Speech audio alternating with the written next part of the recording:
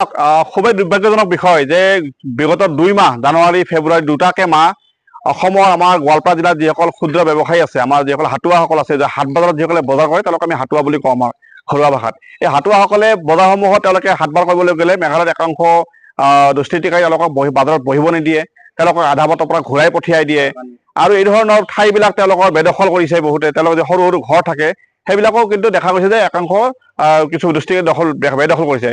অথচ সেই ঠাইসমূহ তেওঁলোকৰ ৰেজিষ্ট্ৰেশ্যন কৰা আছে আৰু মেঘালয়ত যিসমূহ হাট বজাৰ থাকে, হাট বজাৰ কমিটি আছে, সেই কমিটিয়ে যিহেতু বছৰি নিবিদা দি তেওঁলোকে ৰিনিউ কৰে, নিবিদা দিয়ে, সেই হিচাপে তেওঁলোকে কিন্তু এই ঘৰবিলাক ৰেজিষ্ট্ৰেশ্যন কৰি লৈছে আৰু ৰেজিষ্ট্ৰেশ্যন কৰা ঘৰসমূহো কিন্তু ইতিমধ্যে বহুতে বেদখল কৰিছে।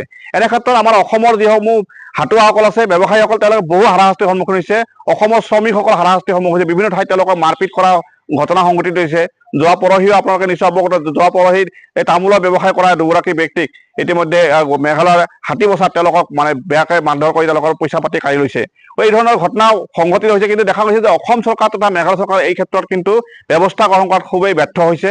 মেঘালয় চৰকাৰ সম্পূৰ্ণভাৱে তেওঁলোকে ব্যৰ্থ হৈছে যে তেওঁলোকে যে অসমৰ যিসকল শ্ৰমিক বা ব্যৱসায়ী তেওঁলোকক মানে জীৱন আৰু সম্পত্তি নিৰাপত্তা দিয়াৰ ক্ষেত্ৰত। গতিকে আমি এনে কাৰ্যক ধিক্কাৰ জনাইছোঁ। আজি আমি কৃষ্ণাই ব্যৱসায় হাটুৱা সন্থাৰ লগতে কৃষ্ণা অঞ্চলৰ বিভিন্ন দল সংগঠন আজি আমি গোৱালপাৰা জিলা আয়ুক্ত মহোদয়ক সাক্ষাৎ কৰি 4 দফীয়া আমি এখন মেমৰেণ্ডাম প্ৰদান কৰিছোঁ। ইয়াৰ লগতে গোৱালপাৰা জ্যেষ্ঠ আৰক্ষী অধীক্ষক মহোদয়ক বিষয়খিনি আমি অৱগত কৰিছোঁ যে মেঘালয়ত আমাৰ অসমৰ মানুহখিনি কি ধৰণে হাৰাশাস্তি হৈ আছে।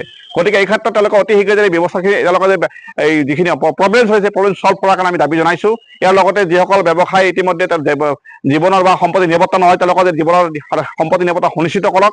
ইয়াৰ লগতে তেওঁলোকক যিসকলে যোৱা 2 মাহ ধৰি মেঘালয় সোমাব পৰা তেওঁলোকে বিভিন্ন ধৰণে হাৰাশাস্তি হৈছে, তেওঁলোকে আৰ্থিকভাৱে জুৰুলা হৈছে, তেওঁলোকৰ ঘৰ পানী হাঁহ নচলা অৱস্থা হৈছে। গতিকে তেওঁলোকক এটা উপযুক্ত ক্ষতিপূৰণ প্ৰদান কৰাৰ কাৰণে আমি অসম চৰকাৰৰ দাবী জনাই আমি মেমৰেণ্ডাম প্ৰদান কৰিছোঁ। গতিকে আজি আপোনালোকৰ জৰিয়তে আমি অসম চৰকাৰৰ দাবী জনাইছোঁ যে অতি শীঘ্ৰেই যদি আমাৰ এই দাবীসমূহ মানি লোৱা নহয়, আমি কিন্তু অনাগত দিনত আমি বিভিন্ন দল সংগঠন যৌথভাৱে আমি আন্দোলন কাৰ্যসূচী হাতত ল'বলৈ বাধ্য হ'ম। আৰু অসমৰ মুখ্যমন্ত্ৰী ডাঙৰীয়াৰ লগতে মেঘালয় মুখ্যমন্ত্ৰী আমি কৰ্ণাড চাংমা ডাঙৰীয়াক অনুৰোধ জনাইছোঁ যে আপুনি অতি শীঘ্ৰে বিষয়টো আপুনি ছল্ভ কৰক। কাৰণ আপোনাৰ বিশাল এটা ব্যাগম আপোনালোকৰ ডিপাৰ্টমেণ্ট থকাৰ ক্ষেত্ৰতো, আজি পুলিচ প্ৰশাসন থকাৰ ক্ষেত্ৰতো আজি এই মানুহখন কেনেকৈ মাৰ খাই আহিব মাৰপিট হ'ব লাগে হয়। আজি বহু ধৰণৰ দোকান দেখা হৈছে, একাংশ দুৰ্দান্ত দুষ্কৃতিকাৰী তাৰমানে স্বইচ্ছাই গৈ ৰঙেৰে চিল বুলি দোকানবিলাক লিখি দি আছে। সম্পূৰ্ণ বেআইনী আৰু সম্পূৰ্ণ অগণতান্ত্ৰিক কাম তাতে কৰা হৈ আছে। কিন্তু মেঘালয় চৰকাৰ তথা প্ৰশাসন কিন্তু আজি নিৰ্লিপ্ত ঘটনা তেওঁলোকে দেখা যায়, তেওঁলোকে নিশ্চুপ হৈ আছে। এই কথা সঁচাকৈ ৰহস্যৰ আলম দিয়া হৈছে। কাৰণ মেঘালয় চৰকাৰ জড়িত থকা আমি সন্দেহ পাইছোঁ। কাৰণ মেঘালয় চৰকাৰ যিহেতু কোনো ধৰণৰ ব্যৱস্থা কৰোঁতে ব্যৰ্থ হৈছে, গতিকে তেওঁলোকৰ জড়িত থকাটো আছে এটা সন্দেহৰ আওতাত আহিছে। গতিকে আমি অতি শীঘ্ৰেই আমি গোৱালপাৰাবাসী ৰাইজে অতি শীঘ্ৰেই এই ক্ষেত্ৰত ব্যৱস্থা গ্ৰহণ কৰাৰ কাৰণে দাবী জনাইছোঁ। কিন্তু অনাগত দিনত কিন্তু আমি মেঘালয়লৈ যি আমাৰ যি ৰপ্তানি হয়, আমাৰ যিবিলাক আমদানি ৰপ্তানি হয়, আমি এই ক্ষেত্ৰত কিন্তু আমাৰ যিবিলাক অৰ্থনৈতিক আৱৰ কাৰ্যসূচী হাতত ল'বলৈ এটা সময়ত বাধ্য হ'ম। তেতিয়া যিকোনো পৰিস্থিতিৰ সৃষ্টি হ'লে কিন্তু অসম চৰকাৰ তথা গোৱালপাৰা জিলা প্ৰশাসন আৰু মেঘালয় চৰকাৰ দায়ী হ'ব।